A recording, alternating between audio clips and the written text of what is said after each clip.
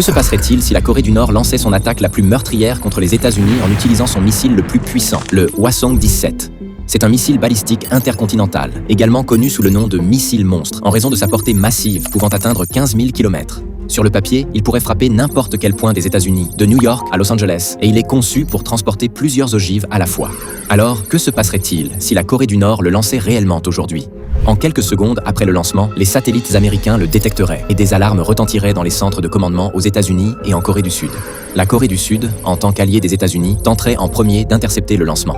En cas d'échec, le système américain Aegis installé au Japon ainsi que les navires américains déployés dans le Pacifique tenteraient de l'intercepter. Si ces défenses étaient également contournées, le Hwasong-17 atteindrait son stade le plus dangereux, où il libérerait ses multiples ogives, le rendant encore plus difficile à intercepter. À ce stade, les intercepteurs terrestres américains en Alaska et en Californie seraient immédiatement activés, constituant la dernière ligne de défense pour protéger le territoire américain.